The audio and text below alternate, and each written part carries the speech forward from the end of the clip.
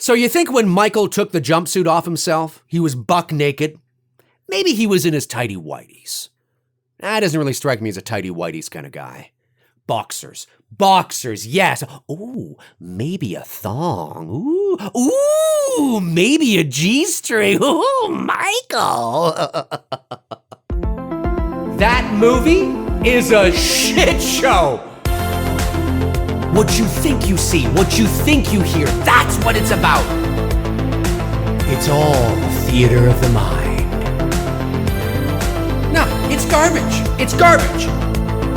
Mood and atmosphere. Now that I really like. That's what I'm looking for. That's what I want to see.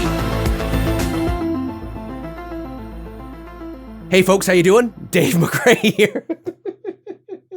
I'm picturing Mike Dix. I said a thong. I said a G-string. Like, what the fuck? Woo, Michael. All right.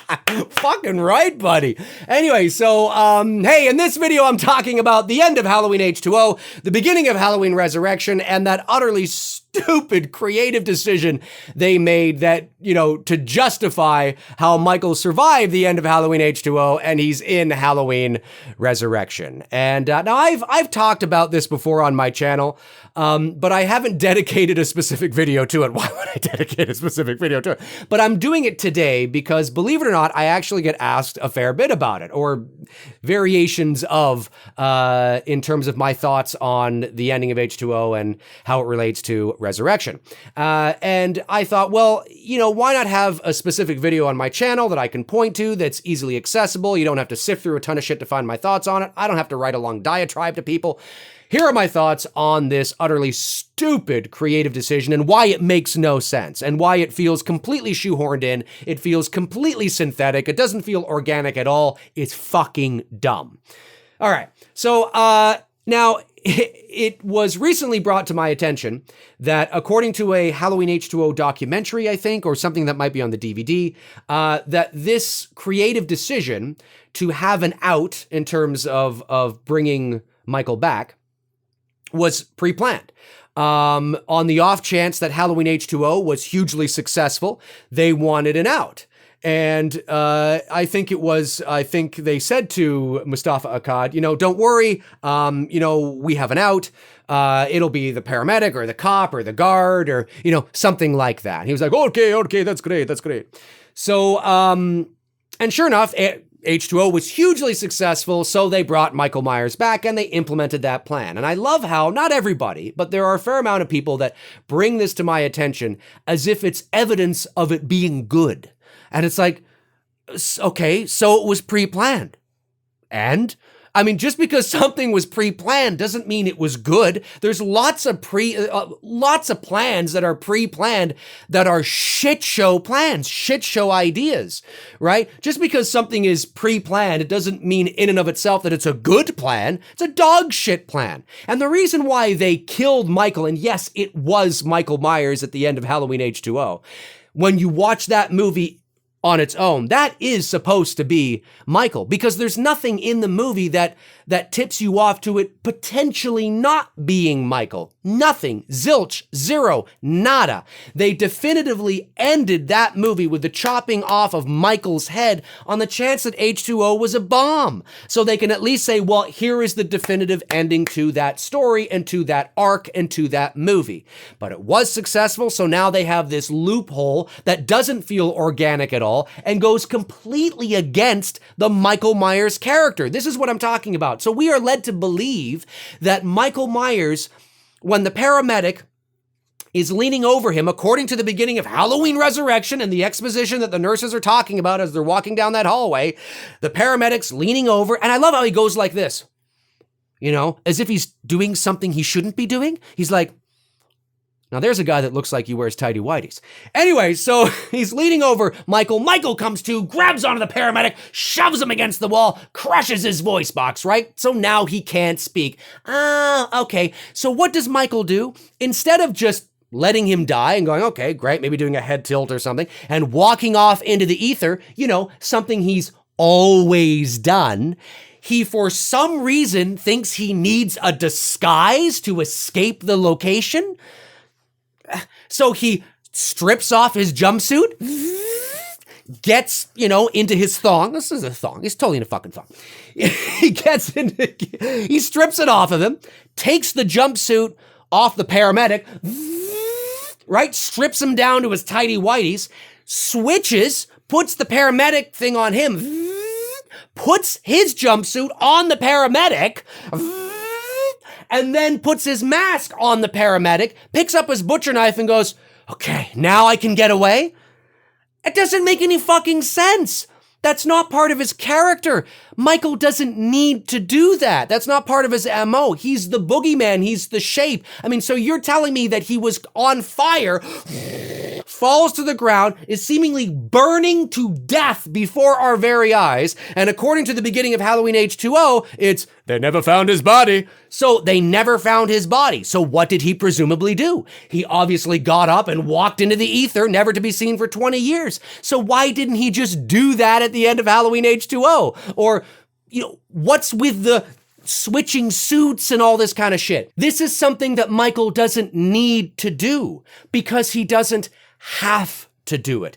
It's utterly unnecessary for him to do it, to take that much time, waste that much time putting on a disguise? Now, I know what you're thinking. Well, he put on a disguise, the ghost and Bob's glass. Yeah, but that's a different context. That's a different situation. He's not trying to escape. He's just fucking with a victim. He's not, he's not trying to escape or, get away or he's not doing, it's a completely different scenario, completely different set of circumstances. And here's the real kicker. They didn't take the mask off of him when they were putting him on the stretcher. They just left the mask on. That doesn't happen. That doesn't make any sense. It's like the end of Halloween 5 when he's kneeling against the water, or he's kneeling, not against, but next to the water fountain in chains. Oh, shucks, they got me. His mask is still on.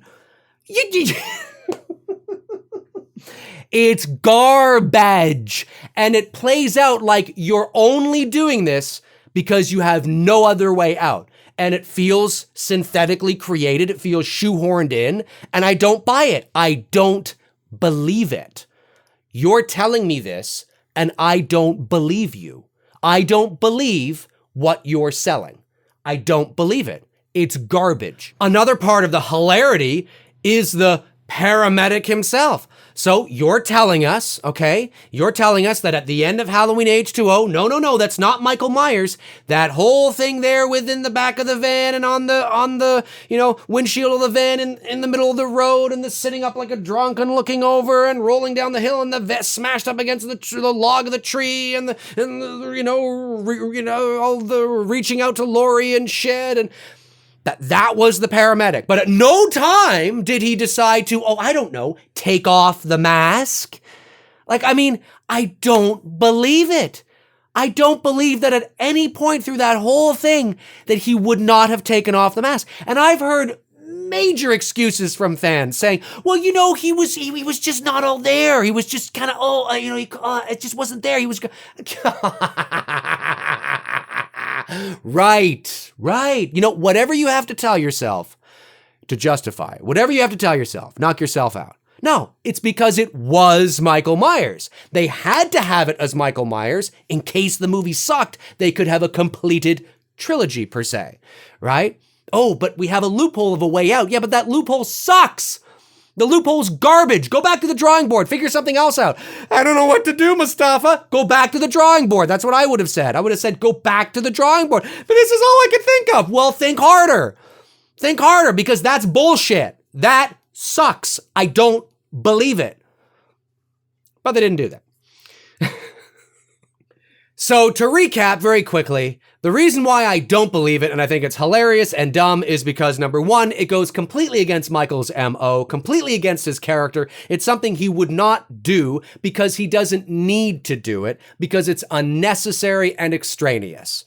Okay, it's just not what he does. It's completely unnecessary. And I don't believe that he would take the time to do that when it's completely unnecessary and he can just go do what he's always done.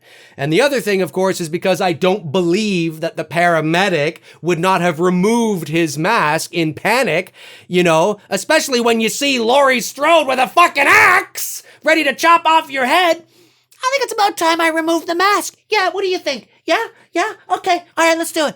I don't believe it.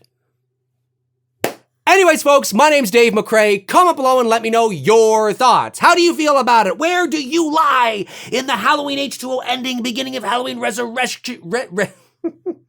Halloween Resurrection situation. Comment below and let me know. Hey, if you want to follow me on Facebook, you can at facebook.com/manythingsdavemccrae. That's where I tend to post in the meantime and in between time, and I'm not posting here. All the links are in the description, as well as links to my Patreon, my merch store, my IMDb, my Twitter. It's all down there. Check them out until your heart's content. And hey, it's the 2nd of October today. Ooh, it's Halloween time. I love you guys. You guys rock. All right, I'll talk to you guys soon. Cheers.